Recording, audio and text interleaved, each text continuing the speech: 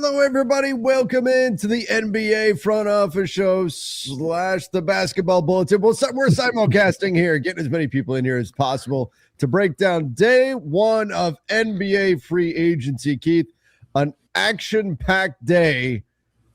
Said no one ever. That was a big day before free agency started. It was a big day before free agency. Then free agency started and things went quiet. But, and I have not heard this yet, I've been told, well, by you, that you have a theory as to why things were off to a quiet start. And there were some interesting deals. I don't want to undersell the deals that did happen. But you have a theory about why things were off to an interesting start for free agency around the NBA.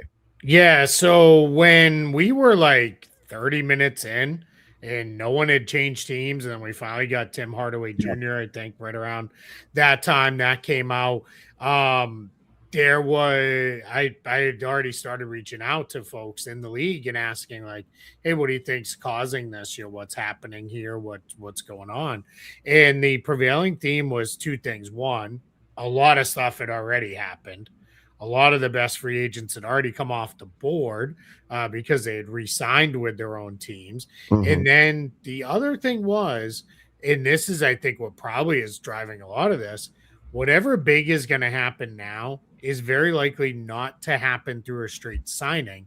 It's probably going to be through some form of sign and trade, which is just a more complicated process because that involves now you got to get the other team to figure out what they're going to send. Some of these trades are probably going to be complicated where it might end up being multiple teams. So we're really in a place where it's, I think you add up all those factors, a lot of guys off the board already. We already had massive mega trades throughout the course of the last week. And anything that goes down in the future is probably going to happen through a sign and trade. This is where I think it's just had a little bit of a slower burn here to the beginning of free agency. It's it has certainly not been the starts of free agency and then the floodgates open type of situation. We certainly have not seen that like we've seen in years past, where suddenly we wind up getting all this stuff that comes out immediately after free agency begins. So that means that we may get some really interesting things going on in the coming days. It may just take a little bit of time as this all goes down, but free agency, it has officially started. It has begun. Now we'll see when these bigger deals do go down. And you're right, it was a busy day around the NBA for sure. There was a lot of stuff happening, of course, around the league. A lot of rumors going on around the league right now as well. By the way, we should mention that as we hit the intro music, we got word that Bogdanovic has agreed to a 1-year deal with the Houston Rockets. So I mean, there's a little bit of something else, and just a fun little. We mention it every year, but whenever you see a free agent deal that does not have the finances added into the deal, that is a pretty strong indicator that it is a minimum contract. Yeah. And if you see anything that's posted as like 1 year and it looks like it's like 3.5 million or something, that's probably a minimum. And what they're doing is they're telling you the actual salary on this. For the Rockets, who don't have a lot to work with, they're very tight to the apron themselves. They are really looking at minimum type signings that can hit big for them. And I like this. This is a shooter with pretty good size for the Rockets. Hasn't been healthy, so we'll see. Hopefully will go to a better place for Bogdanovic in Houston. But this is a good flyer. We always say with a minimum contract, unless you're really tight to a hard cap, you can just waive the guy if it's not working out down the line and move on to the next one. So I like this flyer for Houston. Yeah, I don't mind it. It's for a Rockets team that certainly needs some shooting, and why not give a shot to Bogdanovic and see how it goes. All right, we're going to get into some of the deals going on around the league. Of course, if any news comes out while we're live here, we'll break it down. We're going to be taking some of your questions, some of your comments, all of that. Let's go with here. Somebody who was making fun of how often that we've gone live today. It's been a busy day. Yeah, it's been a busy day. I'm telling you, this is, well, I shouldn't jinx it. I was gonna say this is the last one, but if something goes down at like 2 a.m. Yeah, this. I may just face. I think this is probably our last one. This is probably going to be it. Okay. I hope. Then signing extensions: Kristaps Porzingis, Robert Williams III, Zach Collins. Keith, there was a little bit of confusion over the Porzingis deal about whether this was an extension or if this was a new contract. Yeah, definitely an extension with Porzingis. Handful of notes here on this. This is a weird type of contract. It's actually gonna start off as non-guaranteed. There's just a very quirky thing in the CBA where you can't have a guarantee date that comes earlier than the year before it. So what they do to give him an early guarantee date next year is they give him the guarantee. They make it non-guaranteed this year, so it'll probably be like fully guaranteed on July 6th or July 7th. Because remember, this is an extension, so this may be whatever time this comes through. Probably has a guarantee date within the next few days, and then what will happen is that'll guarantee it for this year, and then next year he has a very light guarantee, only about $3 million is what the reporting is on that second season. So yeah, so he's in a position where that's kind of interesting. I think there may also be that kind of mutual option structure where I want to be very careful here. Mutual option is not a thing in the NBA. That was going around a lot tonight. Yeah, and it got thrown around with Isaiah Hartenstein. How you accomplish mutual option is you put a player option, which if it is then picked up, turns into a non-guaranteed contract or partially guaranteed contract. And I think that's what's going on with Porzingis here, where that second year is a player option that then if he opts in becomes $3 million guaranteed out of about 20-ish million or so. It's also not going to have more than 5% raises because it has less than 5% or 5% or less raises, and the contract is only 2 years, he's immediately trade eligible. No trade restriction on this at all. So that instantly, when I tweeted that out, I think I was one of the first ones to get that out there, was people immediately like, whoa, wait, what does this mean? Like Porzingis is going to get traded and all this stuff. Very, very, very unlikely. I'm going to mention this again with Zach Collins in a couple minutes. If it was an extended trade, we would have already had that reporting out there. Yeah. You don't get an extension and then days later it comes out that it's the player's being traded. It all would come in one sweep of reporting. So just so everybody knows and we're all on the same page there, that's kind of where this is going to play out.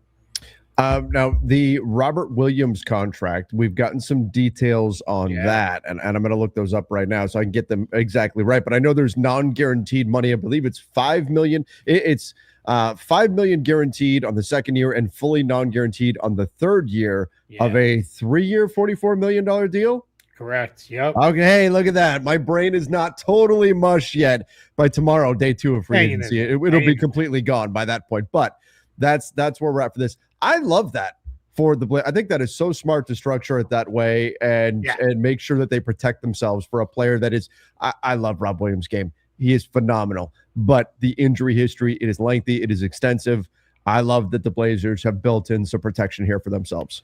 Yeah, big time. This is a guy who's just had tons and tons and tons of injuries throughout the course of his career. So he's in a place where with Portland, they need him. They need a quality backup for Donovan Clingan.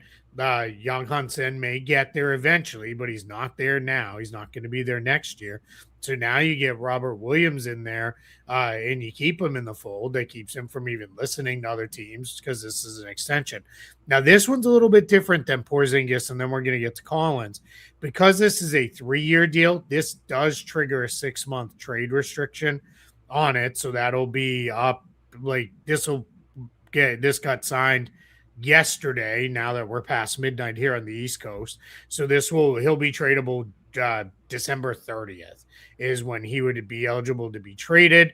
But again, you're not extending, you got to trade him. So I think this is a really interesting structure by the Trailblazers. Really productive player, one of the best per minute big men in the entire NBA. And I think this is just a really good setup for the Blazers to have him in the fold. Are you surprised that Rob Williams took that kind of a contract? Is there not as much guaranteed money, or does that just tell us that there wasn't a longer term deal with more guaranteed money out there for him? Yeah, I'd heard as we're closing in on free agency that a lot of teams were interested in him for like 1 year at the non-taxpayer MLE with Okay. maybe like a team option on a second year or something like that. So I think at least here it's roughly MLE money. It's a little less, but roughly MLE money. And I think what's important for him is he gets that second year with that 5 million. So he's actually going to make Right. a little bit more than he might have otherwise. But yeah, that was what the rumors were out there, is like this may not be, there may not be a lot waiting for him beyond just 1 year at the MLE. Teams are being very careful with who they give their free agent dollars to Yes. right now, and it's because they simply have to be. Zach Collins, another guy, he has dropped off my radar just because of the number of injuries that he's unfortunately dealt with. But there was a point in time where we were looking at Zach Collins as one of the more interesting young bigs coming up in the NBA. What do you think about the deal he got? 2 years, 17 million? Is that right off the top of my head? Yeah, I think it's something like that. Somewhere around Essentially, those lines. with the Zach Collins contract is, I don't mind the contract. The 2 year, 17 million works for me. I think that's fair value. The Bulls, now he's kind of their third center, because remember, they're going to acquire Nick Claxton and they have Jalen Smith still under contract. Collins can never stay healthy, so that's, you can't just count on him to be either your starter or a regular every night backup. So I think what happens with this is, I think we're gonna see it go into a place for the Bulls. Or let me rephrase. I think the Bulls structuring this as an extension might have been a mistake. They could have given him this same rough contract out of the room mid level and then preserved cap space. But because this is now an extension and this is done, the extensions had to be official by 11:59 p.m. They were rushing Eastern. to get this finished, weren't they? That was the reporting, that they were really trying to get this thing in under the buzzer. Because this got done as an extension, now he's on the books at 9 million or so next year. So now because again, remember, we're going to see this one also be with less than 5% raises, I believe, because it's only a 2-year deal. That way he's immediately trade eligible. Again, probably not going to get traded right away, but you want to preserve that flexibility. But that eats into their cap space. The Bulls could have had roughly 30-ish million still to spend this offseason. Now they're down to about 23. It probably won't matter in the long run, because they should still be able to go get whoever it is they want to go get, and acquire a player that way. A lot of people say Norman Powell, that could be it. You just basically give him the rest of your cap space, because their roster is surprisingly full. With guys, like, they don't have a lot of open roster spots to go. So I think that's what it probably won't matter, but these are the little things around the margin. New front office there in Chicago. We're gonna kind of keep an eye on this, because if you keep missing little stuff like this, eventually one of those is going to turn into a big thing. So what would have been the biggest thing that they lose here? But just more spending power? Had they lose cap space. Space. Yeah. Okay. So now you're gonna still have 23 million in cap space. You'll have the room exception, and you have Collins in the fold. Again, probably won't really matter, but these are just little things where you want to. For me, it would have made more sense to just give him this out of the room exception, because I don't know that they're going to be going out and signing anybody, and then you would add 30 million to spend. Like, if, let's just say for some reason they get into some weird bidding war on Norman Powell, like, you would like to be able to say, all right, we can go all the way to 30 instead of having to cut it off at like 23. All right, let's jump over here. Luke Kennard winds up with the Phoenix Suns, and this had been long rumored. Obviously, it had been negotiated well in advance of free agency starting up here. Luke Kennard to the Suns, a 2-year, $13 million deal, player option for the second year. I think they did that just to make Rob Pelinka jealous. That's why they threw the player option in there. Just a little parting shot of Rob Pelinka, like, yeah, we can give out player options too. How do you like that, Rob? Goes to the Phoenix Suns. Should be a good fit there with a Phoenix team that really has leaned into their perimeter defense. Now, maybe you lose a little bit of the feistiness there with Grayson Allen gone and Royce O'Neal gone, but still you've got Dylan Brooks. You've got pieces there that could certainly defend quite a bit on the perimeter that I like a lot. And now you add a guy that can really shoot the ball, the best three-point shooter percentage-wise in the NBA, also has the ability to attack a closeout, make the right read out there, protected by solid defensive pieces, and kind of takes on the Grayson Allen secondary ball handler attacker role in that offense. So I think this is a good signing for the Phoenix Suns, especially even if he picks up that player option. That's not a bad number for Luke Kennard. My only question is how he fits into such a high pressure perimeter oriented defensive scheme. Yeah, I think for the Suns, you said it right. They've got enough other defenders on the floor that they'll be able to kind of scheme around. And we saw the Lakers do just fine with that. So no, the Suns should have an even easier path to do that than the Lakers did with Kennard last year. And I think for Kennard, this is an opportunity. I love you hit on it.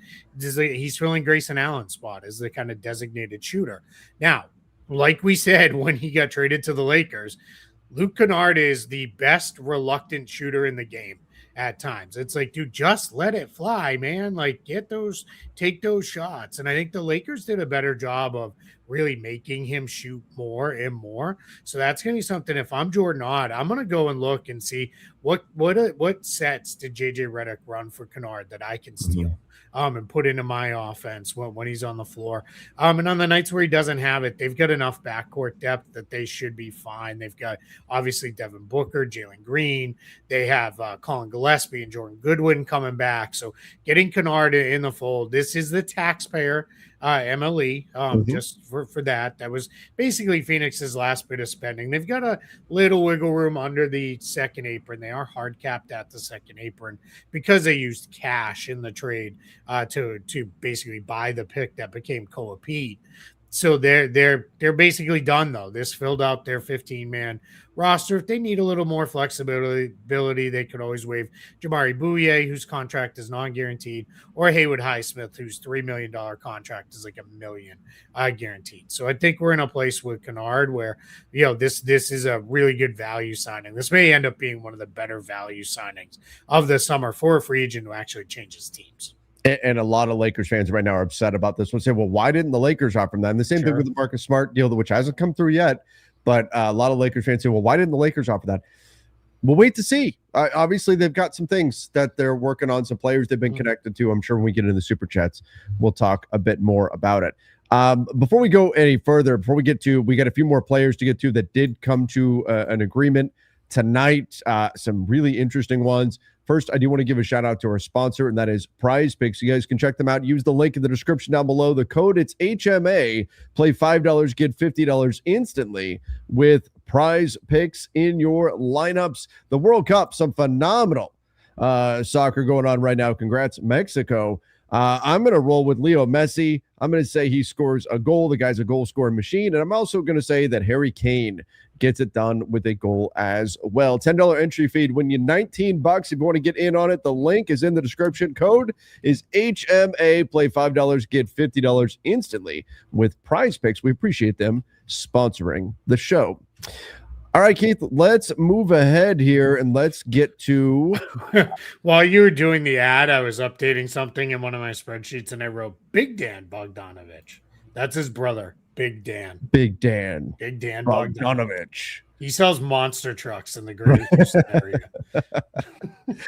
It's late, guys. I'm going to be a little punchy. I can tell you right now. I'm doing okay, but my the energy drink is kicking in just a little bit for me right now. God, I've been straight water since probably about 2:00 this afternoon. So I'm hanging in. I'm trying to stay just hydrated. Trying to power through. Yeah, not over caffeinate because I got to get some sleep at some point.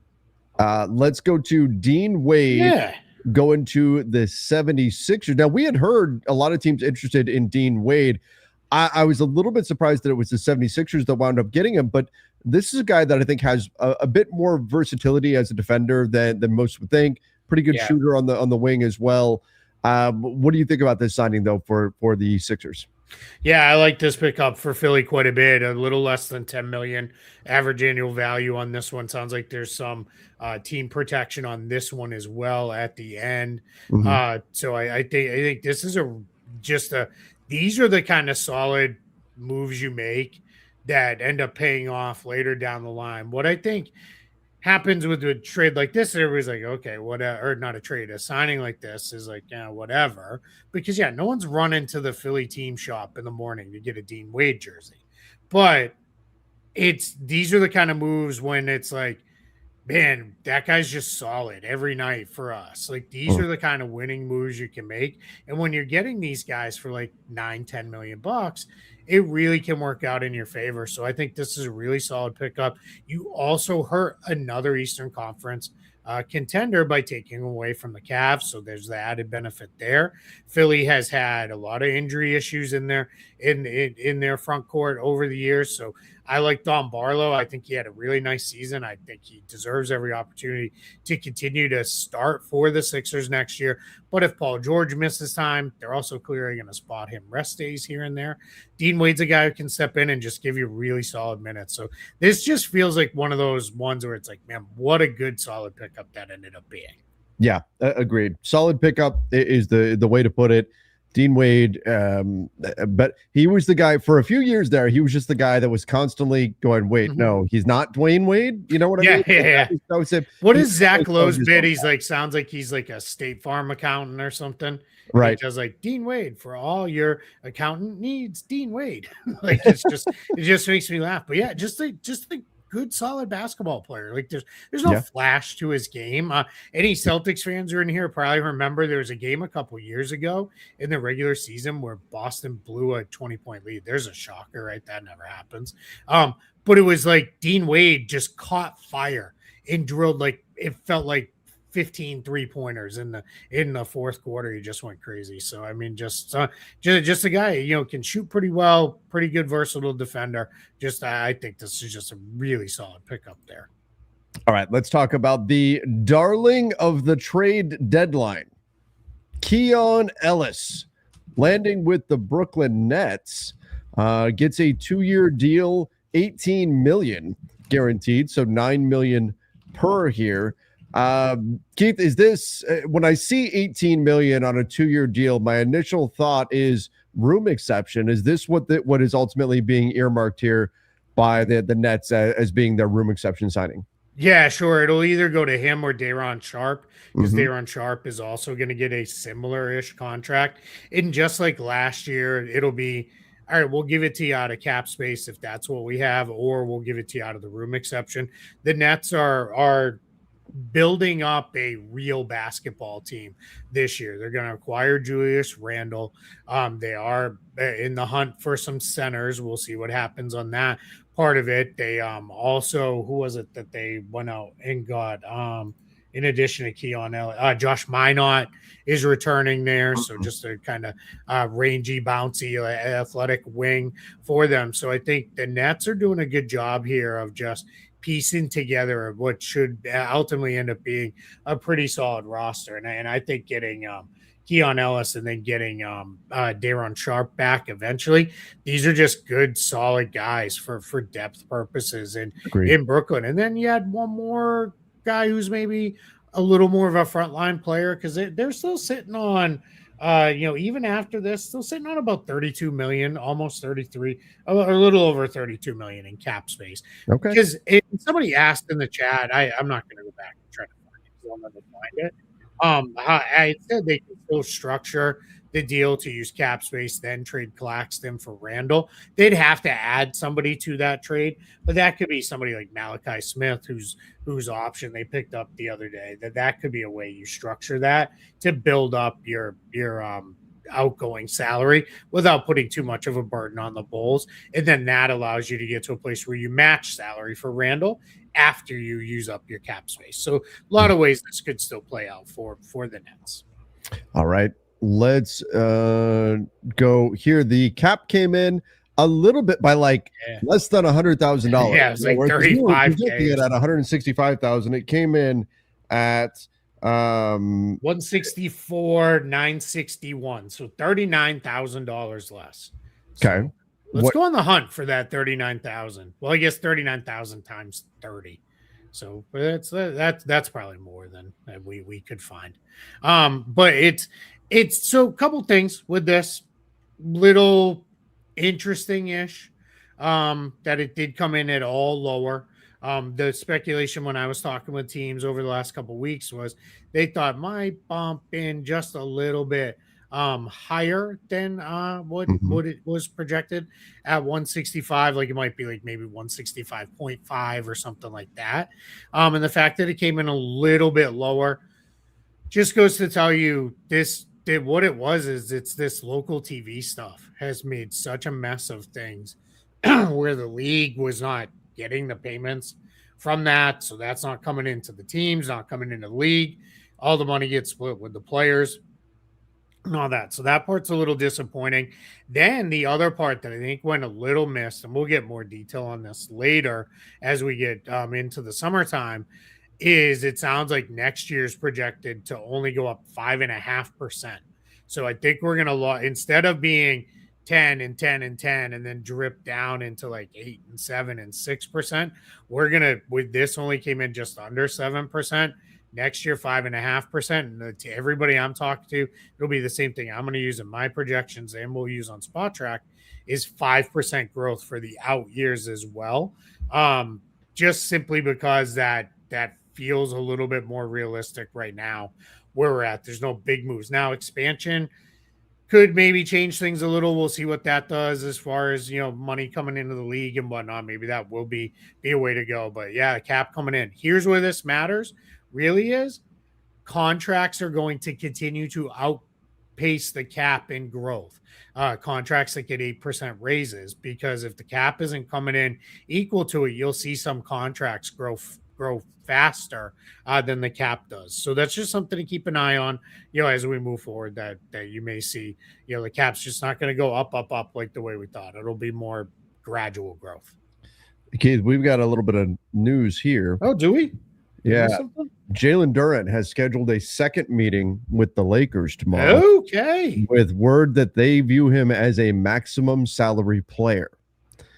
Received similar messages from Sam Amick of The Athletic. He received similar messaging of strong interest from the Sacramento Kings, who also met with Duren on Tuesday and indicated they will continue to explore sign and trade scenarios to land him. He's been pursuing options outside of Detroit after being underwhelmed by the Pistons offer. Of course, the Lakers and Kings face significant challenges because the Pistons ultimately have to either agree to a sign and trade or not match an offer that one of those teams submits, while probably tying up their cap space, or in the case of the Lakers anyway, their cap space over the next week plus here while waiting for a response. So what do you think about that? The Lakers told Jalen Duren he is a max level player and scheduling a second meeting with him. They also met today with Walker Kessler.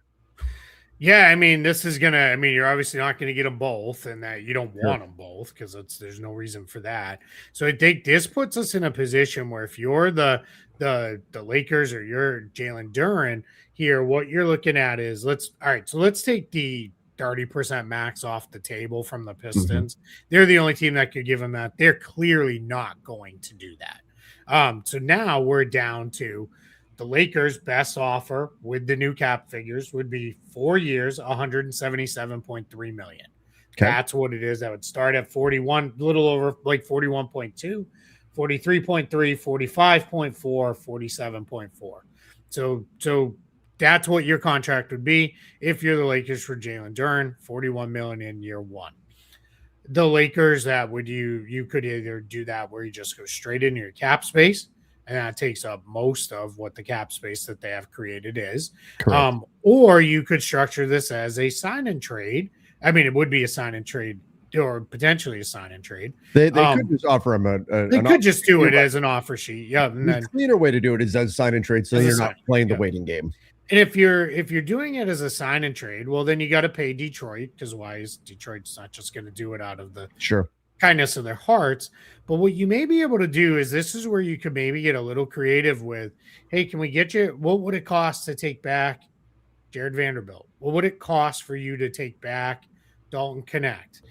Something like that, because what that does is every dollar you could also send out for Jalen Duren, that's a dollar you save back towards your cap space. Correct. So so that's where you got to get a little creative with that. And you don't want to go too crazy. You don't want to be like, hey, you want all of our draft picks that we have? Like, let's go nuts, because at that point, that's where it's like, all right, let's not go crazy. But if it turned into Jalen Duren for Jared Vanderbilt in a first, I wouldn't hate that for the Lakers simply because now you're getting 12 extra million in cap space that you wouldn't have had otherwise. But the first thought that's in my head is if I'm Detroit and I'm taking back any salary, though, I'm not asking for Jared Vanderbilt. I'm trying to fight and get DeAndre Ayton instead. If I have to take back salary, no, even fine. That's an $8.1 million expiring contract, and if they're sacrificing a center, why not pick up a center in this? Maybe Vando and Ayton, but just throwing that out there.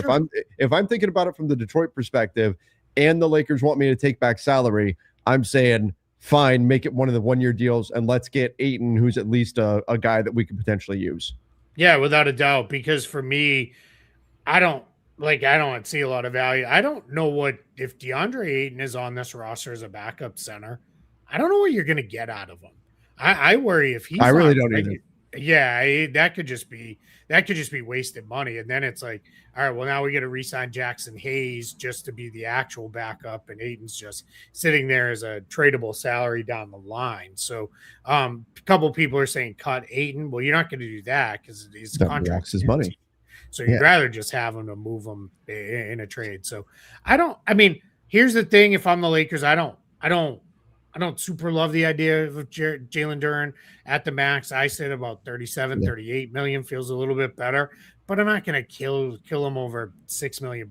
Like that's, or $4 million now in first year salary. Like that's fine. That's a perfectly fine contract. I think people are beating him up way too much over not having a good playoffs. He was really good in the playoffs last year, the first playoff run against the Knicks. He had a great playoffs, and then he went on to have an outstanding offensive season. In a lot of ways, I think I'd much rather have him than Walker Kessler. Would you? On offense, especially. I just think he's a much more dynamic player with Luka. And I think he really started to improve his defensive ability, and he's a monster rebounder too. So I think you're in a place there. Maybe you get a defensive minded big on the minimum or something to come in and pair with him. But yeah, I would definitely be trying to see what that looks like. So that's an interesting report. Why don't you go back for that second meeting? That's something. That tells you there's some, well, to be fair, back in the day, there was a second meeting that went down in infamy because the Lakers did such a poor job selling LaMarcus Aldridge on becoming a Laker that they had. And he immediately called San Antonio and said, "Can I come there?" Yeah, he said, "Let me go there." But I will say, a second meeting in this case, it's a good sign for the Lakers with Jalen Duren. Now, getting him out of Detroit is still a problematic thing, but there's also been plenty of reporting that Luka Doncic is an admirer of Jalen Duren's game. And obviously that's going to matter a lot for the Lakers. It's interesting when we look at both of these restricted free agent bigs. When we talk about Walker Kessler and Jalen Duren, you've got one guy that is the offensive force in Duren and the other guy that's the defensive force in Walker Kessler. Kessler, of course, comes with a lengthy injury history, especially only played 5 games last season, but has the potential to be one of the best rim protectors in the NBA, period. Whereas Jalen Duren was third-team All-NBA last season and was an all-star. And so those things certainly matter as well. Either way, you can see a benefit to the Lakers, whichever one they are able to get, if they're able to get either at all. Restricted free agency is a very perilous path, but for a Lakers team that is clearly in the hunt for a big man, this is good news that they're having a second meeting with Jalen Duren and suggest that there's something real here for them to be worked out. Now, we saw it last year with Jonathan Kuminga. Look, the Kings wanted Jonathan Kuminga bad, and the Warriors just said, "We don't care. We're not trading him." Yeah, we don't. Detroit is still in the driver's seat in that way. If they say it doesn't matter, we're not trading him. That's that you either challenge them with an offer sheet and then they take the entire time and waste all of free agency, which is where the moratorium really hurts restricted free agency. Sure. Or you just don't get the guy, right? And that's that. So the Pistons still in the driver's seat here, but this is a very interesting development that a second meeting is now being scheduled with Jalen Duren.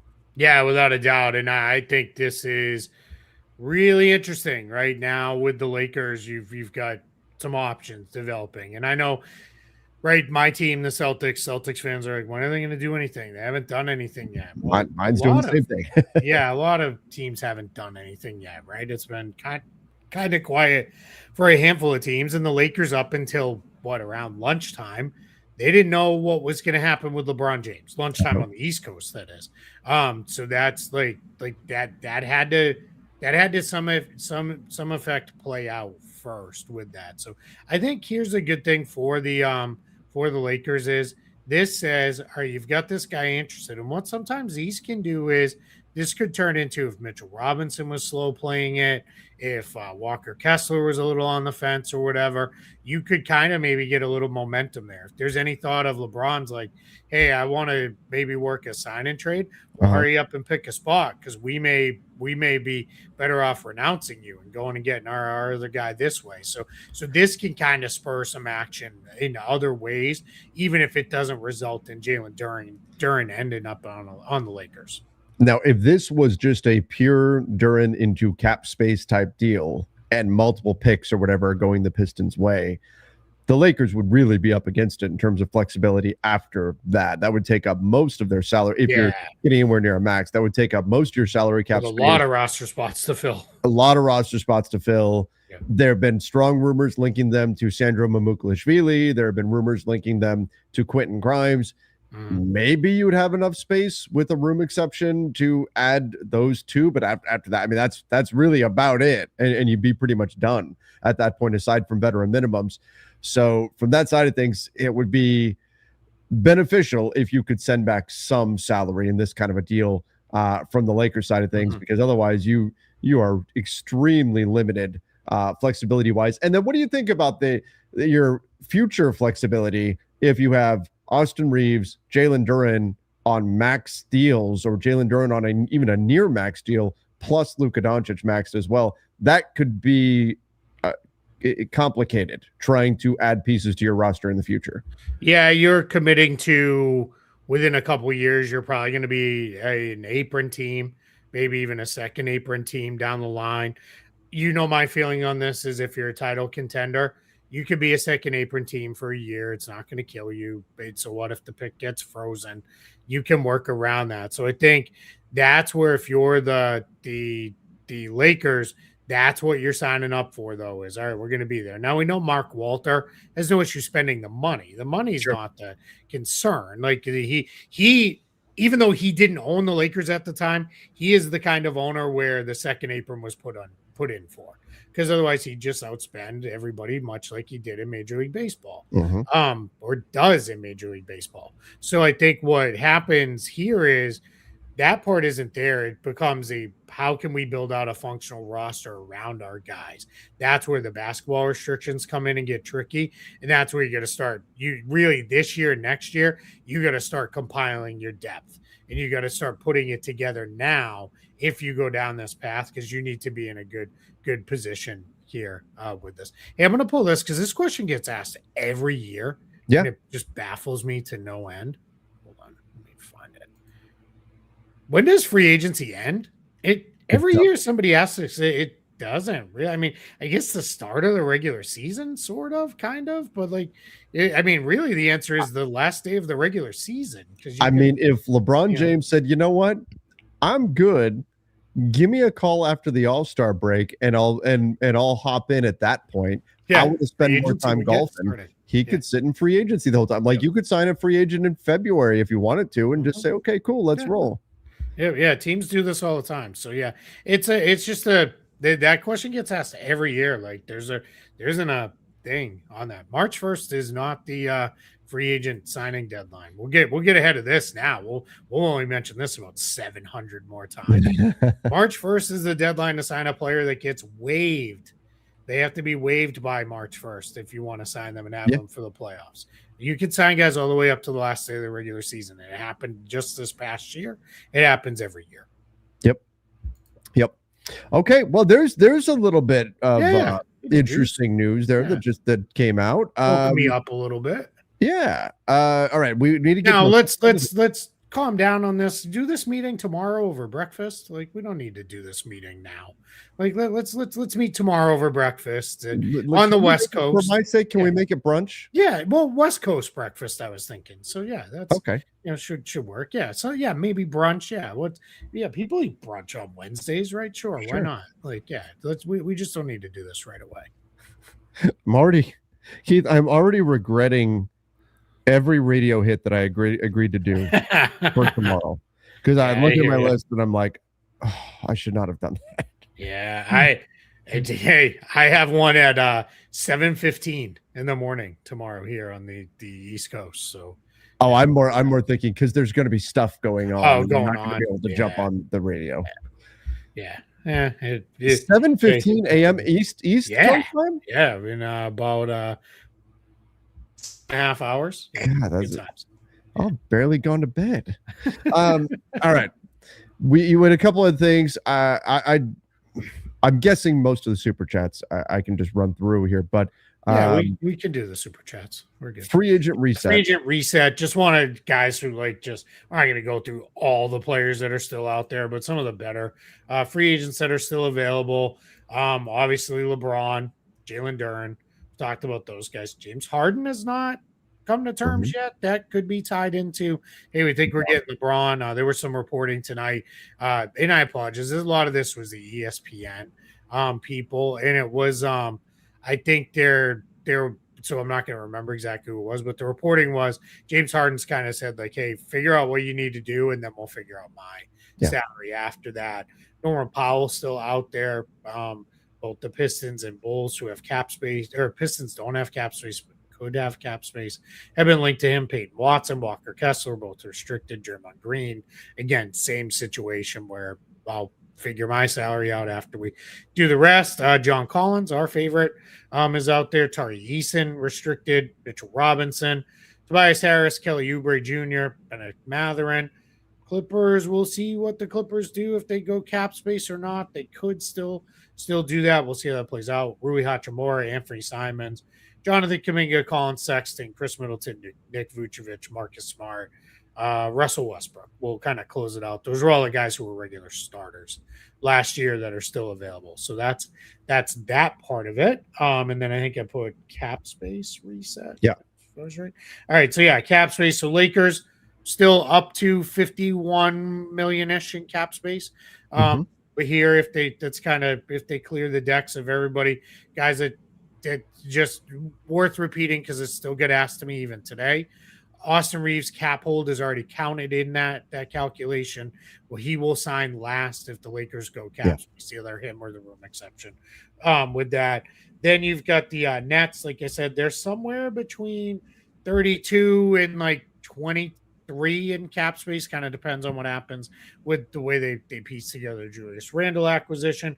Bulls are down to about 23.7 million in cap space after their movement today. And then you've got the Clippers. They could get to cap space, and the Pistons. I think if the Pistons lose Jalen Duren, good chance maybe they go the cap space route and try to go another way. So I think it's going to be really kind of interesting with this. So clearly the Lakers are the leader in the room in potential cap space, but we'll ultimately see what direction that takes as they kind of put all this together. Yep, absolutely. So that's resetting things. Let's get into some of our super chats. Hey, before we do super chats, yeah. All right, NBA, we love you. We love working with you, so please don't fire us. Why did we release all the NBA Cup stuff today? Yeah, why? Like what? Like it felt like that got completely. I mean, it didn't get completely lost because for a little bit there was way more NBA Cup news than there was free agent news. I said the same thing. I said, why are they releasing this now? That made no sense. Yeah, that was not. I don't remember when it was released last year, but it was not then. Yeah, it was not right at the start of free agency. Yeah, exactly. Yeah, very, very weird that all came out like to today. I don't know when it usually comes out, but I know it's not usually now. The schedule tends to come out like in August. I thought to me what would make sense is release it like a week or two before the schedule comes out, so it's kind of an appetizer for the full schedule release. That type of thing. They do the first couple of years. They did like the drawing live, and like we got to maybe watch they did. It. Yeah, I don't know. It was just very weird. Bizarre. There's just an odd decision with that. So, and guys, stop. Whoever is talking about Kai Soto so much in the chat, like God, we let that. And that comes up a lot. That comes up a lot. All right, let's go here. Kai Soto's fine, but like he was fine in the Japanese league. Yeah. In both Kennard and DFS trade, we gave up 4 seconds for half-year rental. That's horrible management. We can't manage our draft capital for a future deal. Well, look, my response to that would simply be the DFS trade was made in a pre-Luka world. Things obviously change once you trade for Luka, and that happens. Again, it's not great burning through second-round picks like that, especially when you don't have many. The Luka Kennard thing, I said it at the time when the trade went down. Like, why? What is this going to do for you? In hindsight, though, I could say they probably don't survive round one without Luka Kennard and the games that he had in game 1 and game 2 against the Houston Rockets. So there is some value to that. Is that worth the second-round pick, getting to the second round and then playing the Thunder and then getting your teeth kicked in? I don't know. But just getting to the second round, getting through that series against the Rockets, there is value to that, right? So you got something. You're not getting there with Gabe Vincent in that Luke Kennard role. So there's some value to that. But yes, in general, burning second round picks constantly in order to erase other mistakes is not great. Look, Rui Hachimura was a great get and worth the price of 3 second round picks. But you had to turn Kendrick Nunn into Rui Hachimura. That's why you spent 3 second round picks. You had to erase a previous mistake. Gabe Vincent was a mistake. You're erasing that mistake by using a second round pick to turn him into Luke Kennard, and you only got half a season out of him. DFS, you gave up, I believe it was 3 second round picks as well to get him, and it was what was going out? D'Angelo Russell? Was that it? I don't remember. Yeah, I think so. It was D'Lo that went out in that. So you gave up more second round draft capital to erase a guy who just wasn't working for your team. And that's why they find themselves in a position now where they're very, very, very limited on future draft capital because there's just this constant burn of draft capital in order to fix mistakes that they made. And the solution needs to be stop making those kinds of mistakes. We'll see if they're able to do that or not. Yeah, it's I will say too, we just talked about like the idea of like plussing up a sign and trade by putting Jared Vanderbilt in and then having to use a pick to do that as well, potentially. So yeah, you're absolutely right. You got to be no one of those looks bad, but when you lump them all together and it's like bing, bing, bing, bing, bing, all of a sudden it's like, holy crap, like this does like turn into a thing. So yeah. I don't mind Grimes and Mamukelashvili. God, I love saying his name on the team. However, they ain't starters good for depth. Losing Rui hurt us all signs he's gone. We lost 4 out of 5 starters.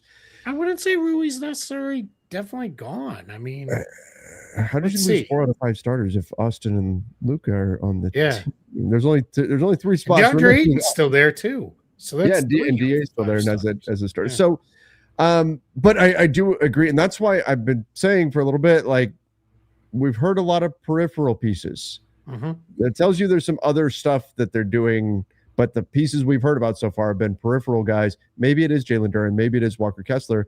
I don't mind these guys, but I also agree. I think Grimes is a 6-man. I think that Mamukelashvili is a bench rotation big. I think, all of these guys are that.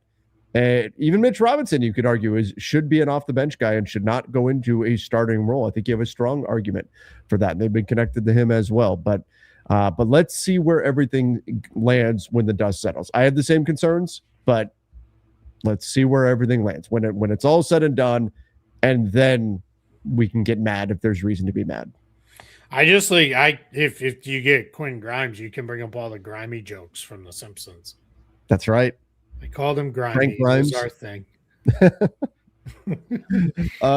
With Sandro, Kessler, Grimes, can LA still get Collins? I mean, it depends on what Kessler would get paid in that scenario, but and how much salary goes out. Like all of that is a factor in those types of things. I would say it'd probably be tough, but like if you told me you're sending out Ayton, Vando, something like that, and it's offsetting some of that incoming salary, maybe you get into that spot, but I wouldn't be counting on that.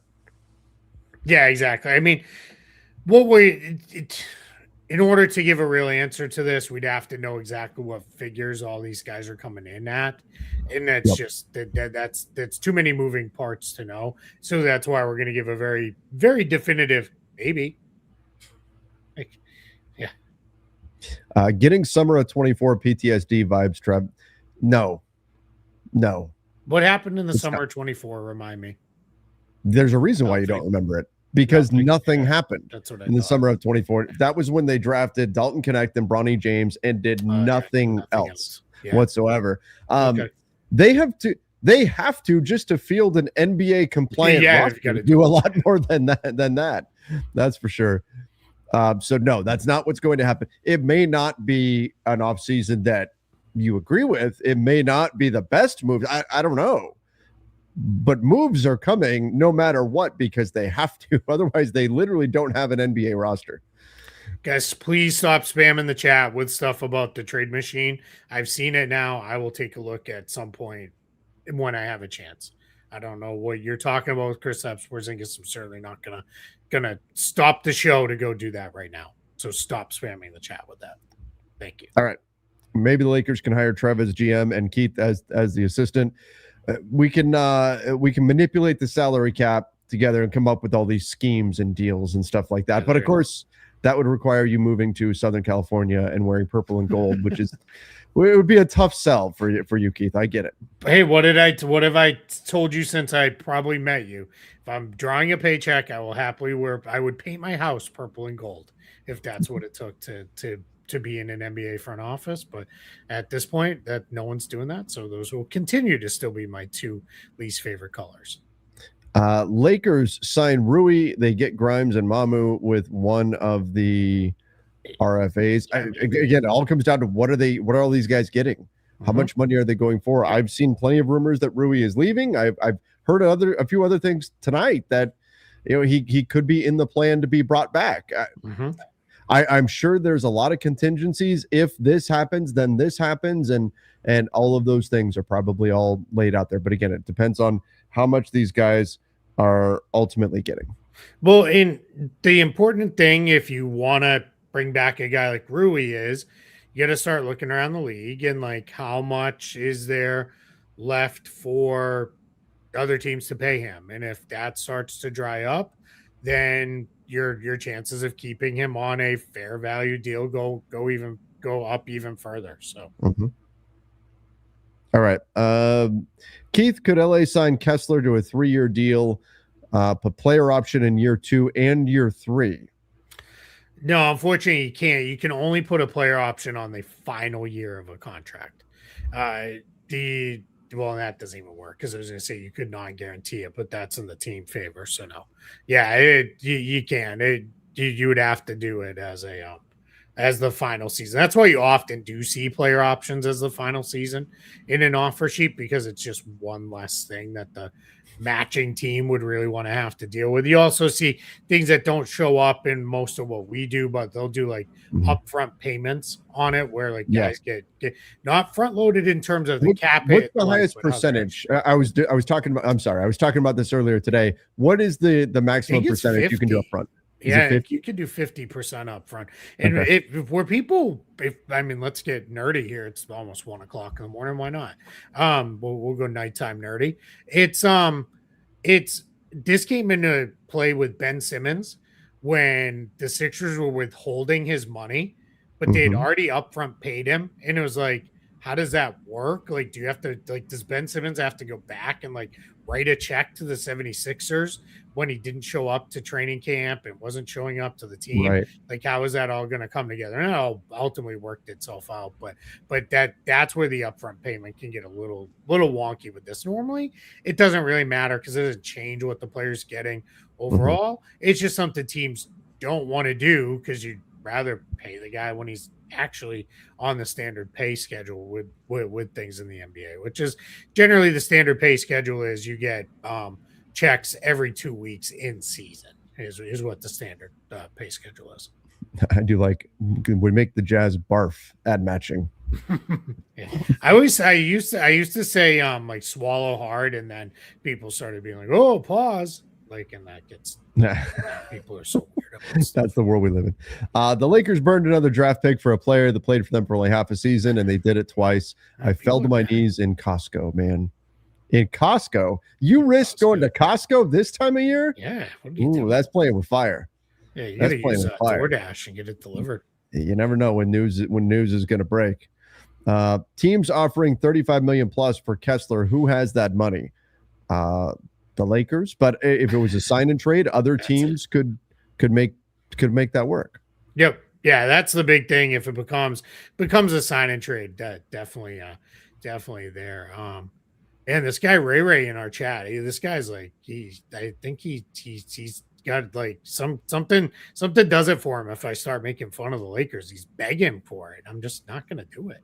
Why? I'm not going to make fun of the Lakers and then have to eat all those words if they end up putting together a really nice offseason over the next couple of days. It's free agency literally opened 7 hours ago. Yeah. Like, breathe, guys. It'll be okay. Rosemary said, do you think longest tenured Austin Reeves got bonuses or kickers? Probably no bonuses. We did not see any new contracts get bonuses last year. Here's the reason why.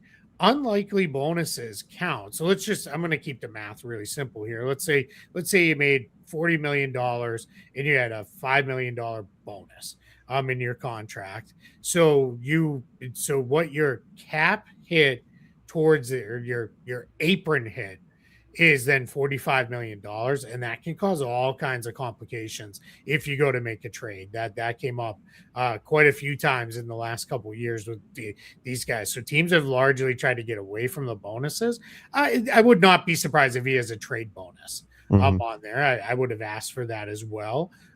There, it doesn't qualify for a no trade clause, so that's definitely not going to be in there. But yeah, a bonus or something for sure. I did want to go back to somebody had said, I know you guys talked about a sign and trade, but wouldn't Ayton or Vanderbilt have to agree? No, they're under contract and they have no ability to block a trade, so they could just get moved. Could you see an Austin Reeves for Jalen Green trade? No, the Lakers will not do that. Yeah, maybe Suns no would one probably do that, but yeah, maybe no one wants to play with Luka. No, that's not. If I'm a ball handling guard, where that's my thing. Yeah, I could see where playing with Luka may not be the best situation for you, but if I'm a big, I'm dying to play with Luka. Like, hey, keep throwing those lobs, man. For somebody in and if I'm a like I don't even know who it would be. Right, I was trying to think. Like, if I'm John Morant, do I want to go play with Luka? Yeah, probably not. Right, but definitely not with Luka and Austin Reeves. Yeah, if I'm, I don't know. I guess any of these guys would probably just be happy to have a contract. So we'll leave those guys out of it. But yeah, no one wants to do that. For somebody in Rob Palika uses the word optionality a lot. He sure doesn't use any of those options. We just started. We'll see. Sorry, that made me laugh. That's just funny. Oh man, that's the drinking game of death right there. The optionality drinking game. Possible 3-way trade where Duren goes to LA, Kessler to the Pistons, Utah gets something else. Also, I don't know, just throwing out ideas. I mean, maybe that's pretty complicated. Yeah, and their base year compensation comes into play there, so you'd probably need the Pistons to go under the cap or something like that. That's super complicated. People have asked that. That's worth talking about real quick. Is why is base year compensation not coming up if the Lakers go for Jalen Duren? It's because they'd be a cap space team, so it doesn't really matter for them that they can't. That it's hard to match salary because they're not looking to send anything. They don't need to match salary. Just quick educational moment here at 1 a.m. Base year compensation and a sign and trade. What that means is they go the player's salary. We'll just use $40 million. They would count at half of that on the outgoing side, but at the full $40 million on the incoming side. So it just makes it hard to balance and complete trades when it gets like this. So yeah, it's that. But when you're using cap space to bring in a player, it doesn't end up really mattering at all. Walker Kessler is overrated and has been a part of a lot of losing. Have they lost because of Walker Kessler, or right? That's the Jazz. Organizationally, the Jazz have been trying to lose. Yeah, if they were losing a lot with Walker Kessler on the floor, like next season, when clearly they're trying to win, that's when I have some concerns there. There were 2 years in a row where the Jazz were competing for a spot in the playoffs and looked like they could be a play-in team, and then they completely pulled the rug out from underneath them and said, nope, not happening. So I don't know about that. I'm if anything, I'm with Walker Kessler. I'm more worried about maybe is he going to be healthy? Where's that Yeah. shoulder at? And all of that. That part I would be a little bit concerned about. It reminds me of Moneyball when it's like how's your throwing arm? To Scott Hatterberg, he's like pretty Right. good, and they're like you've thrown your last ball from Yeah. the plate. I can't throw the ball at all. Yeah. Then he says he'll teach you how to play first base. It's right? It's easy. It's not hard. It's incredibly hard. Anything worth doing is. Yeah. Duren is a max player, but not Kessler. I thought Kessler was the top priority. Detroit is matching no matter what. Keith, this is the I love pancakes. Why do you hate waffles thing? Just because they're interested in Duren doesn't mean they're not interested in Kessler or vice versa. I'm sure if they could get either of them, they'd be very happy with that. So, yeah. And I would value Kessler a little bit lower than Duren. I think Duren is he's proven to be more durable. He's played in the playoffs. So we've already, even though it wasn't great last time, it was good the first time around. And he's just like, he's been an all NBA guy. So I'd value him a little bit higher than I would value Kessler. If the Lakers front office bring Duren in at the max, 3 big, Banshees over again, no depth. Trev doesn't agree, right? Need to trade Austin Reeves next deadline for a couple of 3-and-Ds for depth, especially no Smart, no Luke. Duren at the max, 3 big salaries, and then trying to get your guys that are just kind of hustle players off of the bench. That's the concern. It's your lack of depth at that point. Are you going to be able to round out a roster? Some of that will depend on what kind of salaries you can send out. It's difficult to have 3 max contracts. Now, 2 of them being 25% maxes would be, I guess, better than 30% maxes for sure in trying to actually fit all of that. But that would indeed be my biggest concern, would be their ability to actually have depth on their roster, especially with the limited draft capital that they have access to, and the fact they'd probably have to trade much of it in order to put that team together. Would they have an avenue to actually have some kind of a depth or kind of depth on the roster, or would they be essentially just hoping that their top 7, let's say, players could be healthy come playoff time? Yeah, I think if I'm the Lakers too, I'm going to be pretty aggressive, whether it's now or leading up to the trade deadline, moving off my guys who there's salary attached to that I don't really need. So if let's say they get Duren or Kessler, I'm trying to move DeAndre Ayton, trying to move Dalton Connect, just to turn their salaries into something productive. This might be one where it's like, we had to trade Connect for this guy and then that guy for this guy. And it takes a little bit, but that's all part of what I said is if you're going for one of these big salary guys, you're going to have to build your depth now through next year, really through kind of like a year from now. Otherwise, then what happens is you're going to end up in a spot where that's where you end up in like, man, we don't have any depth around our main guys. You need to build it up because once you trigger and get close into that second apron, all of a sudden now it's really hard to build depth. We saw it before. I remember when people were yelling and screaming at me on this show when I would come on Lakers Nation with you of like, they'll be fine. Every minimum player is going to want to play here. You can't just build depth through minimum contracts. 10 years ago. Yeah, minimum contract guys are minimum contract guys for a reason generally. Like it's just you just can't, you're just not going to get 7 or 8 guys worth of depth out of minimum guys. You might get 3, you'll be okay with that. Serious question. Why don't the Lakers pay a vet minimum and $50 million with a fake marketing deal? Clippers did it 3 years ago. Well, we're still waiting on a ruling for that. What would the Lakers do? Instead of planting trees, they'd have to come up with something that's at least somewhat similar. They'd have to come up with some type of deal or something like that that involves some kind of clean water thing. Cleaning the water, yeah, or beach pickup, or I don't know, something. What do they call it? It's late and I'm tired, and the terms are avoided. They're slipping my mind right now. What are the things called? Like they kind of the highway goes over them. It's like the water runoffs, and like they're all over LA. Yeah. And they are like cars are always speeding through them and stuff in movies and everything. I don't know what those are called. Somebody in the chat will tell us. I don't know why it's escaping the canals. There you go. Yeah, canals, I guess, aqueducts, whatever they call them. But yeah, something with cleaning water in there. I don't know. It wasn't even worth the time I just spent to come up with that. Let's move on. All right. Can't wait for Duren Lakers news to drop while I'm covering NHL free agency for my personal sports channel tomorrow. NHL free agency is going on. I would not. I have no idea. I have no idea. Half the country could fall off into the ocean or something. I would have no NBA free agency is going on. I would have no clue. I'd be as happy as I could be. Just know this: whatever is the most inconvenient time for something big to happen, that's when it will happen. So if you try to run to the store, God forbid you try to make the Costco trek, something like that, it's going down. It's going down at that point. Yeah, for sure. I will say this though: if you're covering NHL free agency for your personal sports channel, put everything you have into that. All this other stuff will come back. Focus on what you're doing as best you can, right? Like if Duren and the Lakers stuff is your fandom and the other stuff is your like passion and job and you're trying to grow it, be all in on that. Let us worry about NBA free agency. You do NHL free agency. It's nice to hear a free agent report that didn't include Jalen Brown vaporware rumors. Thanks. I don't know what that means. I would assume it means like saying they're fake rumors or something like that. Maybe, I guess.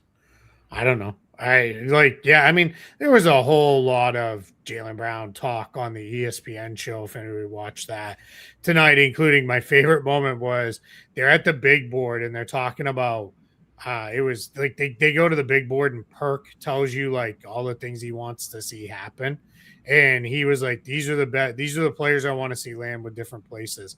And he got up there and he's like, Jalen Brown to, I think he said to the Rockets. And then he's like, LeBron to the Cavs. And then Brian Windhorst steps in and goes, what about Jalen Brown to the Cavs? And then LeBron joins him with the Cavs. And then he literally just strutted away, like backwards, like with this look on his face, like, yeah, I did that. He should have done the windy fingers as he was doing it.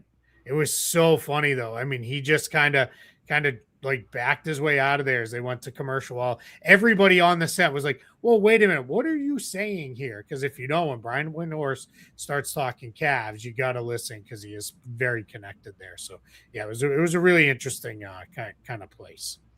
Rob and Jeannie need to go. We can't trust them to make the right decisions anymore. Well, if that's the case, then Mark Walter will make that determination.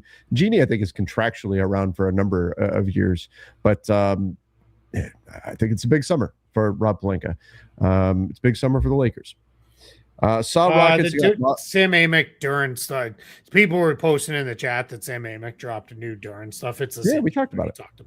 Yeah, I just want to make sure we didn't miss something. Saw the Rockets got Bogdan and now can't offer Smart more than $6.2 million 2 years without risking Eason re-signing. Any truth to that? What's going on with that situation? Yeah, so that would be if you offered Smart it's not even $6.2 million, it's just $6 million taxpayer. Yeah, that would hard cap them at the second apron.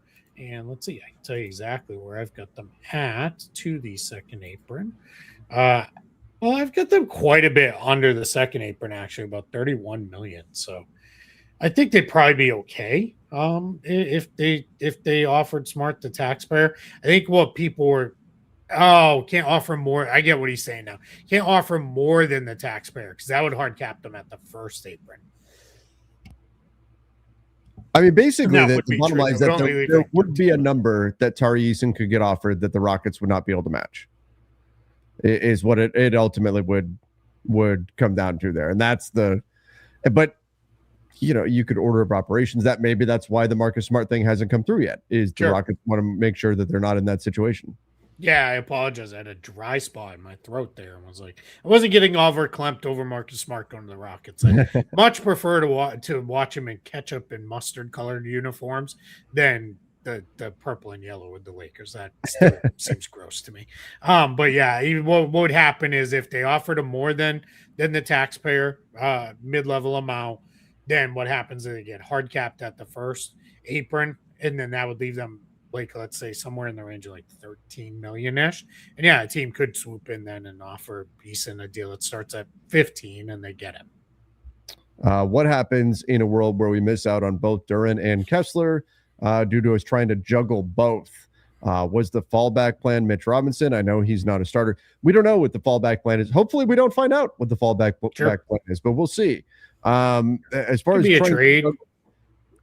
Trying to juggle both guys, and that's going to cause one to get upset or something like that. And I mean, it could happen, but it's free agency. Both guys met with multiple teams today too. So I'm less worried about it with those two guys because they're both restricted free agents. So it's not like they're just going to immediately move and sign somewhere else, unless it's just signed where they were and just go back to their teams.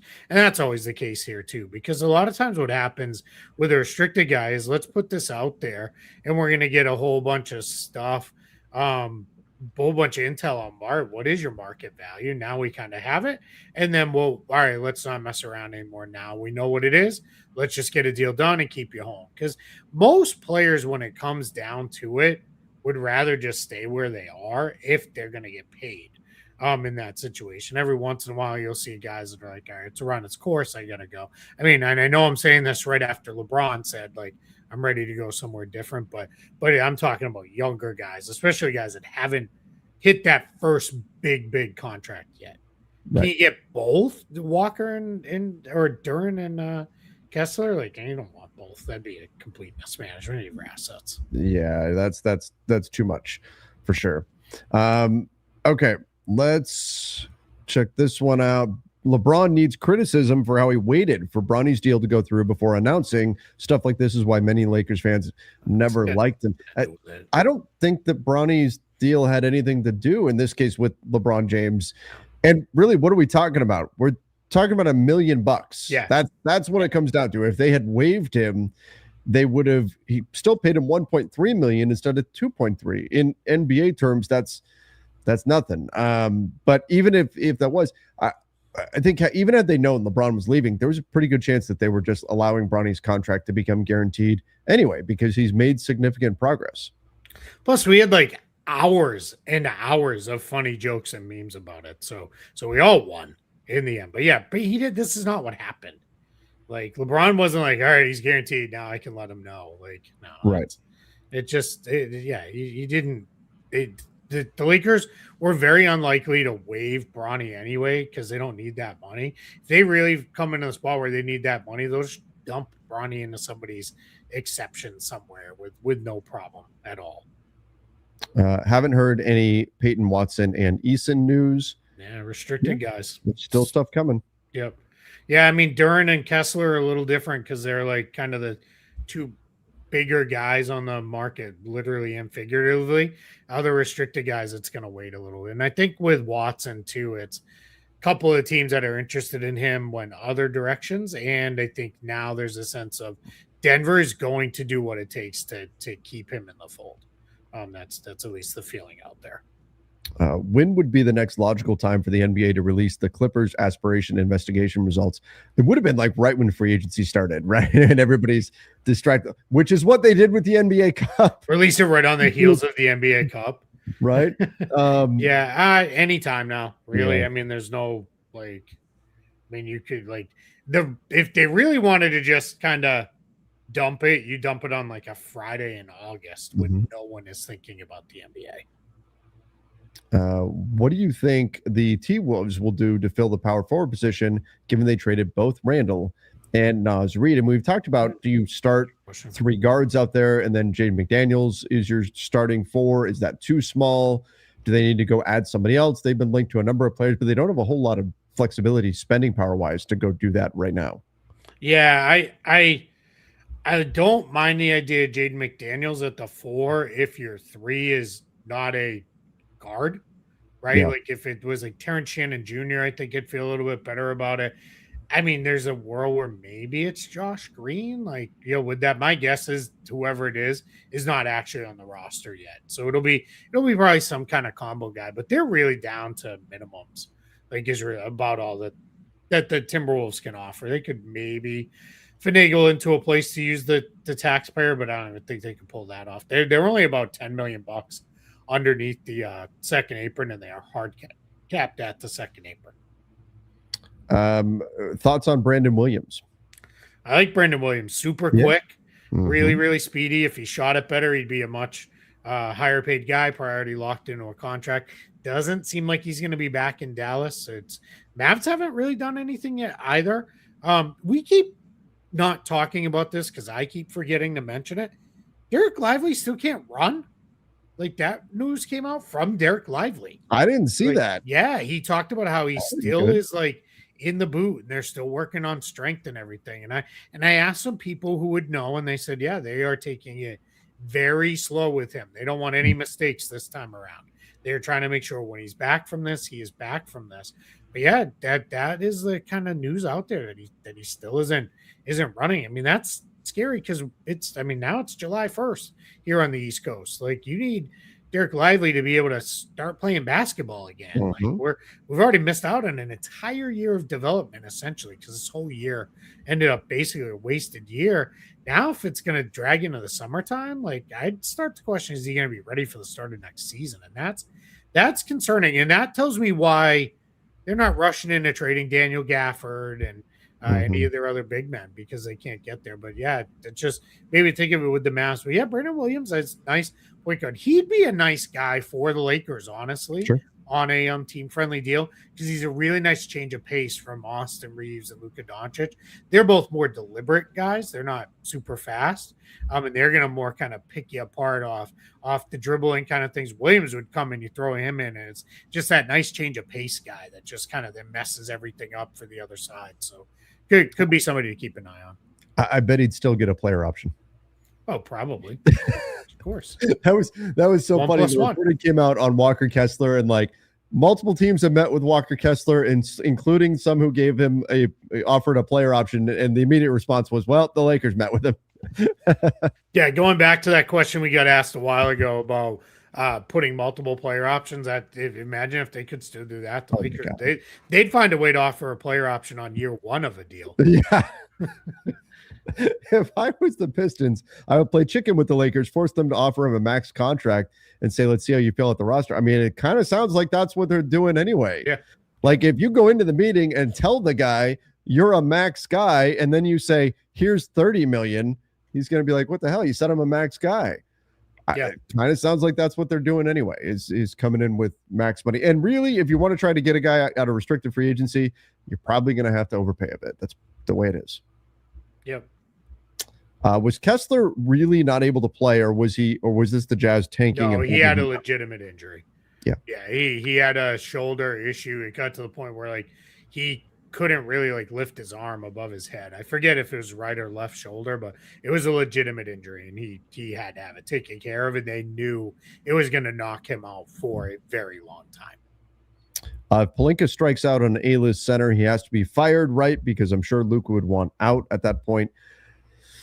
Maybe. Again, I think there's a lot riding on this summer for Rob Pelinka, for the Lakers, figuring all of that out. But I would imagine that if the summer doesn't go well and the trade deadline doesn't go so well, and you get to next summer and Luka's like, hey, I'm a year away from being a free agent, some uncomfortable conversations would have to be had. And anytime there's an ownership change, they tend to want to bring in their own people. So I think there's a lot riding on. That's it right there. Every bit of control Mark Walter and crew take of the organization, every person who was hired by the previous group, the less secure they're going to be. And they're not gonna put up with mediocrity or feeling like they're underachieving. They will make moves. It's what happened with the Dodgers. Yeah. Yep. What's up, fellas? Keith, looking good. Keep it up. Oh, thanks. I appreciate that. I don't know how good I'm looking at 1:00 in the morning, almost 1:30, but yeah, we're working on it. I'm going to look a lot better after summer begins and we start this whole new program. So keep an eye out. All right. Between DFS and Kennard, Pelinka gave up 4 second-round picks. Yep. Correct. There's a lot of those.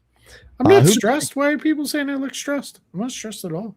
I'm happy. It's been a long day. Yeah, it's just been an extremely long day. Who do the Knicks target for a Mitch Robinson replacement? Yeah, I mean, you're shopping on the minimum market. So is it like an Andre Drummond or somebody like that, maybe? Yeah, maybe. Yeah, I mean, Andre Drummond wouldn't be bad. I'm just having PTSD of Andre Drummond becoming the greatest corner 3-point shooter I've ever seen in my life against the Celtics. He gets less lift on his jump shot than I do at this point in my life. I mean, Drummond wouldn't be bad. Nick Richards is kind of like a lesser version of Mitchell Robinson. There's some word that like Jonas Valanciunas is going to go back over to Europe. Yeah. So otherwise he'd be a guy that I'd throw out there. But I mean, those are the types of guys that we're talking about. I don't know. I'm just scanning through. I mean, Kevon Looney, if Looney was willing to play. Oh, that's right. I forgot Looney was out there. Yeah, that would be that one wouldn't be bad. How about DeAndre Jordan? I was gonna say DeAndre Jordan got another contract. That's 19 years for DJ. Used to be a good locker room guy. Yep. And plus he always has that one random week per season where it's like, holy crap, DeAndre Jordan's like putting up 2020 games. Like, what's going on here? Yeah. Kessler's played a combined 63 games through the past 2 seasons, correct, but he played 5 games last season due to an injury. Best ability is availability. Duren had a rough playoffs, but Kessler was never even made the playoffs. Any word on Watson? Nothing on Watson right now, and the availability is certainly a concern with Walker Kessler. Is this now a pattern for him where he's going to be perpetually injured? Because if so, then he's not worth nearly as much. So how comfortable is your medical staff with his health and where things are going moving forward? That would be a critical thing with Walker Kessler. Yeah, exactly. Yeah, that's unlike the draft now where you can get the medicals for sure. I think you're in a place where you have to be having very honest conversations with him and with this thing. And let's say it is the Lakers. What the Lakers will do is if the Jazz are like, all right, we're losing the guy, the Lakers will back channel with the Jazz and be like, hey, is this really messed up? Like what's going on with his shoulder? Is he going to be okay? Because teams do this for each other all the time. Because yes, you're competitive, but nobody wants to be competitive in that way where you don't do that kind of thing. They need to get their use some run next season. Tired of relying on free agents. Give Bronny, Carr, Thero, and undrafted players a chance. Are you trying to win? If JJ Redick feels like guys can help him win, he will play them. I think there were too many times last season where he looked down the bench and went, "Yikes!" And that was a problem. But he's made it pretty clear, like the guys at the end of rotation will get minutes if they feels like they can help them. The chat's bringing up Boogie as who the big free agent is that the new Dwight Howard? Yeah, I was gonna say just Dwight. People were bringing up Dwight Howard for years. We've had Boogie, Dwight Howard, and Kai Soto here. There we go. Big night.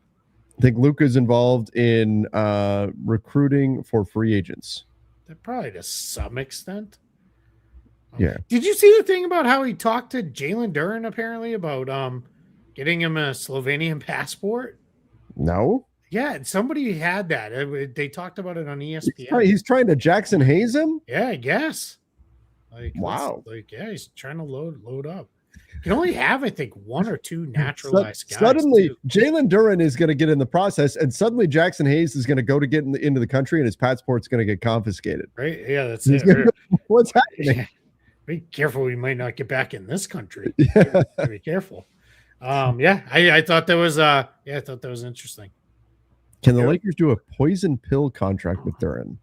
No, that only works 2 ways. Out there so much. Yeah, I think people just hear these things and they get kind of confused. And that's totally fair. I'm not gonna beat up on people for that. So poison pill, there's only it's all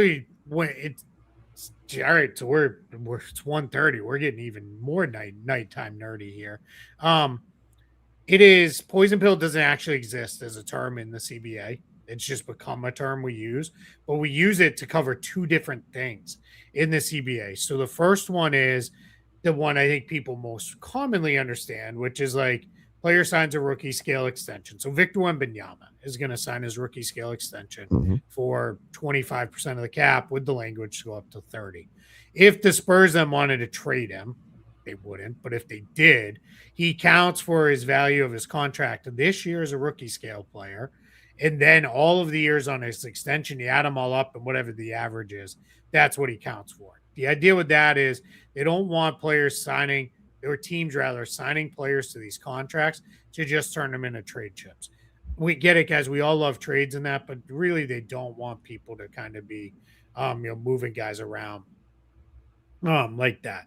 So that's the one. Then the other kind, which everybody remembers back to like Jeremy Lin and Omer Ashik back in the day, is if they're an arenas free agent, which means they have 2 years of service or less, which generally means they're restricted. You can give them they have to be restricted. So you give them an offer, and what you can do is you can do two different options. You can either, let's say it was a 4-year, $40 million contract, or 4 years, 100. We'll use that because that's what it sounded like was going to happen with Austin Reeves. 4 years, 100. You could either say, all right, that's going to be flat, $25 million a year, or what we can do is we can do kind of it's basically is the equivalent to the non-taxpayer MLE. Yep. Then a brief raise, then it jumps up. So it'd be like 15, 15, then 34, 36. And that's where the poison pill comes in. So those are what the poison pills are.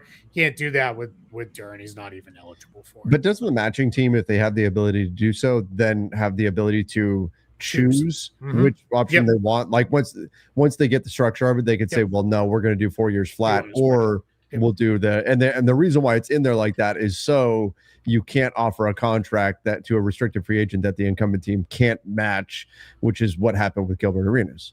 Yep, exactly. Yep. And that's exactly why it's called the Arenas provision, is because when the Warriors had Gilbert Arenas as a second round pick and he ended up being awesome, they could not keep him because they had no way to match the contract. What they're doing is giving teams an opportunity to match the contract and keep the player.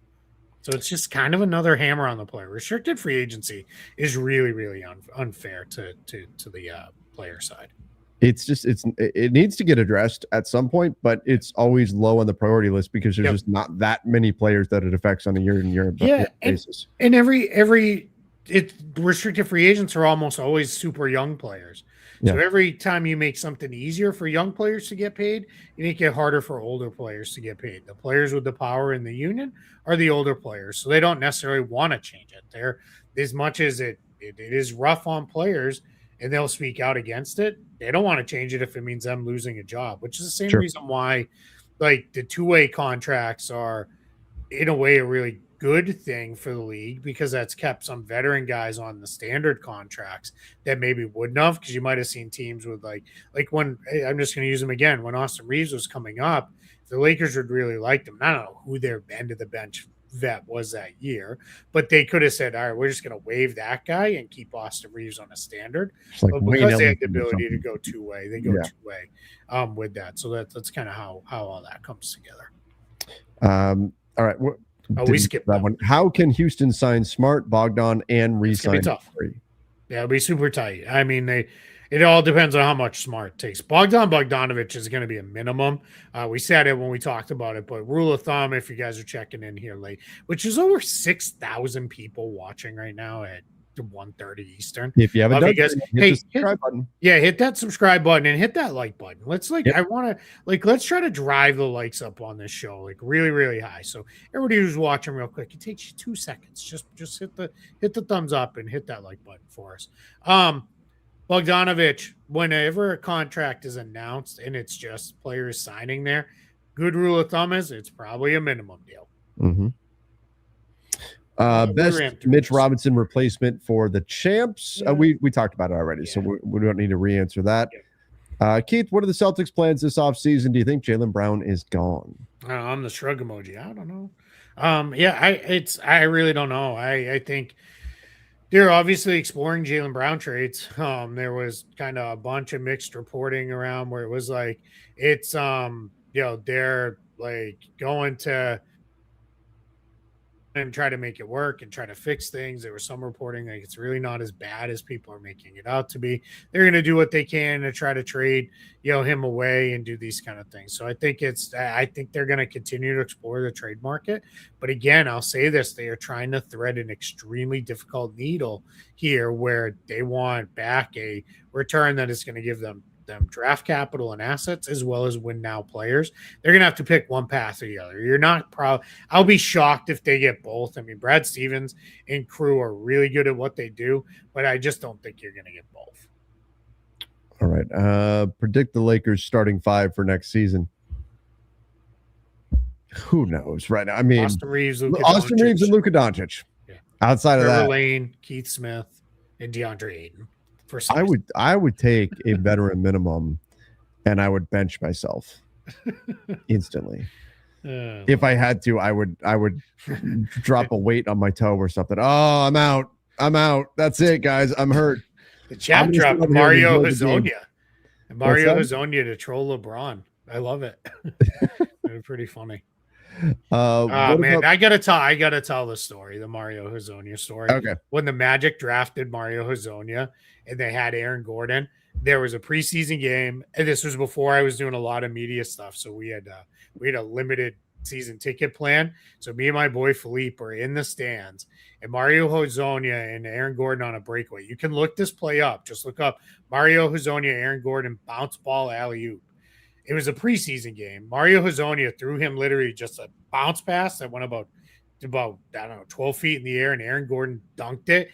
And if you had told me the Magic were going to win multiple NBA championships and become the next dynasty, I would have bought everything into that at that moment that night in the arena. It still remains one of the coolest things I've seen in an NBA game. It was just so much fun, and yeah, well, we all know how that turned out. It didn't go so well. Did not go to their liking. Well, we don't overrate preseason or summer league. Exactly. What about bringing Nicolas Skidishvili? Could tell you all about that. What about bringing back Boogie Cousins for the Lakers? He's doing like he's doing. I didn't even know there was a super chat. Yeah. Who are realistic options if Pelinka's let go? I don't know. Mark Walton would have some people that he would turn to. Yeah. Well, I'm not going to put names out there because I don't know. I mean, Matt Lloyd was mentioned. He was close to getting a job. Dave Lewin was with the Celtics, close to getting a job. I imagine a couple of existing executives that are Lakers, so they would probably make the Godfather offer of like, here's all the money in the world to try to sign them. Here's what I don't want. Don't put the baseball people in charge, like fully in charge, because I just don't think that's a good idea. We've seen a couple of these organizations do this with these cross-sport things, and it does not go well. All right, Bronny for year 3 for bench rotation or for James? I don't understand what that question means. Yeah, I mean, he's closer to being a bench rotation player than he's ever been before. Right now, he's a starter. Right now, the roster's a little thin right now. That's for sure. Yeah. I mean, Bronny. I mean, he showed signs. Like he's improved. Yeah, he's coming along. Like that's like we're not gonna go crazy with it, but there's no Shams bomb. Oh, was there? No, there was no Shams. Liars. Nope. Filthy, rotten liars in the chat getting me excited at 1:30 in the morning. You hit a like button for that. You owe us. Do you know what's happening right now in the chat? What? This is the whole dudes can just name old athletes and like just like have a great time doing it. And that's what the chat is doing. They're just throwing out old names. And it's Slava Medvedenko. Well, they're like Kwame Brown and who else was thrown out there? Nando DiColo. Like, I love it. Like Xavier Henry. Remember when Xavier Henry was Xavier Henry? Xavier Henry. He had one of the most epic dunks ever, and that was his one moment. He burned bright. Ryan Kelly. Ryan Kelly was like that. Ryan Kelly was going to be something for a minute. Kendall Marshall. Yeah. It's sorry. Aaron Gray. I love it. Talon Horton Tucker. How about Tierre Brown? Oof. See, now we're doing it too. Ramon Sessions. Those are some throwbacks there. Oh man, Ramon Sessions is an agent now. Is he? Mm-hmm. He's actually. The random guy that pops into my head every once in a while, like from years and years ago, Troy Hudson. Oh yeah, Troy Hudson can fill it up. Yeah, he would light up the Lakers whenever they played the Wolves. Wesley Johnson. I thought Wesley Johnson was going to be really good. I thought he was going to be really, really good. Robert Sacre. Man. Isak Bonga. I mean, there was rumors he was coming back to the NBA. Yeah, we saw that. You know who was ahead of his time?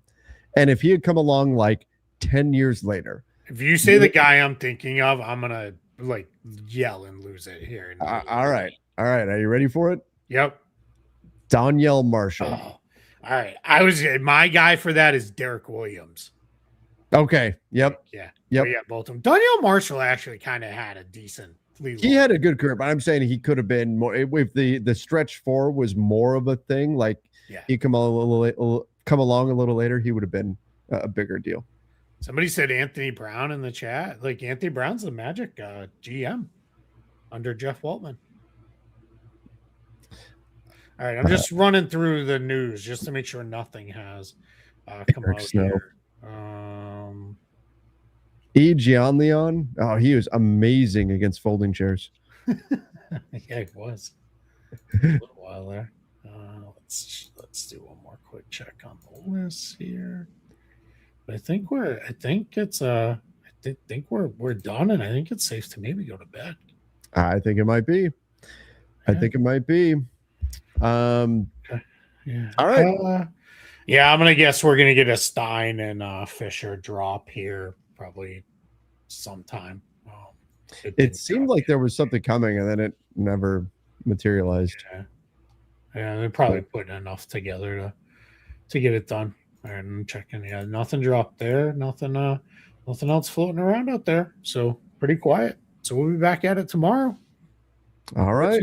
Yeah. All right, guys. Seriously, the fact that 6,000 some odd people were in here at 1:30 in the morning Eastern, like, we love you guys. Like, the support is incredible. And I know we were picking on you a little bit with some of the silliness, but we love it. We have a lot of fun, and it's for sure. It never ceases to amaze me how many of you check in and like watch us talk about basketball. Like, it's just the coolest thing to me, and I'm forever grateful for all the support everybody shows the show. Absolutely. We appreciate all of you guys so much. Thank you all for being here. Hopefully we get a busy day 2 of free agency tomorrow. Of course, we'll be covering it all. Till then. Wait, hold on. We did miss a couple super chats. Oh, no. Still waiting on the cap space class episode. That's going to have to be like an August thing. Honestly, like, I don't know. There. Oh, these were like early. Oops. I don't see any of those. Oh, these might have been like right at the very beginning. And maybe they didn't pop up for you. The way the Lakers have mismanaged assets is absurd. Constantly losing picks. We went through that multiple times here. We talked about that. Trevor, what are we doing? Please tell me I can still have hope. Keith, you're awesome. Sorry about all the Lakers talk. It's okay. I know what I signed up for. Yep. Yeah, you gotta have hope. Again, guys, there's still, I mean, starting. Yeah, I think nothing has really happened yet. Trevor, if you own the Lakers, would you fire Pelinka? If I own the team, yeah. It would depend if I've got a replacement. And I also want to know what's the plan. What's your plan, and then see if he could execute that, and then go from there. If I own the team, I'd fire him and put myself in charge. If I own the team, I don't know if you've seen it, Keith. If you follow Magic Johnson on like Instagram or anything, that dude spends so much time on yachts. I want to live that life. Right? I want to live that life. Yeah. Michael didn't say anything, but thanks for the support. All right. Somebody had said, hopefully I got to the one that was in there. Like, you didn't even read my question. I gave you a super chat. Apologize if that happened. But hopefully we got to it. Now we've read all of the super chats. So there we go. Don't send any more, because I'm going to bed. Yep. Any more super chats. No, all right, everybody. Doesn't have the wrong logo. We're simulcasting. Yeah, we're just simulcasting. Yeah, simulcasting. That's all. All right. All right, everybody. Till next time. See ya and stay safe.